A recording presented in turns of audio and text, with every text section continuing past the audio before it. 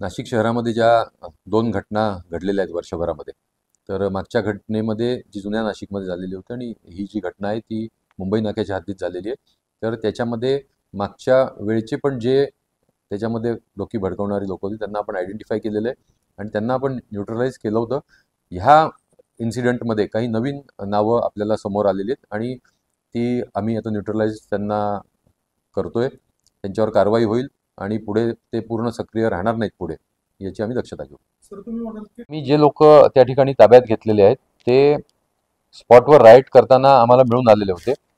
इतर काही लोक जे आहेत ज्यांना आम्ही फक्त 15च लोक ताब्यात नव्हते घेतले, काही आणखीन 4-5 जण आमच्या ताब्यात होते, पण त्यांचा त्यात सहभाग नव्हता. तर त्यांना आम्ही त्या ठिकाणून व्हेरीफाय करून सोडून दिलेलं आहे. पण जे आमच्या समोर राईड करत होते किंवा जे आमच्या समोर हिंसक कारवाईमध्ये सहभागी होते, तर त्या लोकांना आम्ही फक्त अटक केली. सर आता हे पुरावे कसं साधारण 1400-1500 लोक त्या ठिकाणी जमलेले होते.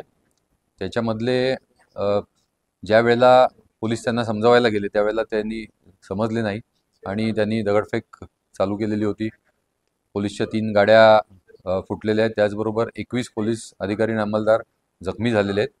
तर याच्यामध्ये ज्या ज्या लोकांचा रोल आहे, ते जे लोक त्या ठिकाणी आलेले होते, तर त्या ठिकाणची चौकशी चालू आहे. जे लोक त्या ठिकाणी बघ्याच्या भूमिकेत असतील किंवा जे लोक आजूबाजूला राहणारे असतील ज्यांचा काही संबंध नाही आहे, तर अशांना टार्गेट न करता जे खरोखर जे दंगेखोर आहेत किंवा खरोखर जे व्हायलन्समध्ये सहभागी होते, अशांवर पोलीस डिपार्टमेंट कारवाई करत आहे. एखादा माणूस समजा जर आपल्याला एखादा जर अशा प्रकारचं बिहेवियर जर आपल्याला कुठे दिसलं तर आम्ही त्याच्यावर गुन्हा दाखल करतो आणि काल पण आता तुमचा रिपोर्ट आल्यावर ते लक्षात आलेलं होतं की याचं गांभीर्य काय आहे, कारण तुम्ही व्हिडिओ पण काढलेला होता. तर त्याच्यामध्ये आपण गुन्हा दाखल करायला सांगून त्याला अरेस्ट करून त्याची व्हेकल वगैरे जप्त करा अशा प्रकारच्या सूचना दिलेल्या होत्या. अमर सोळंके, B7 न्यूज, नाशिक.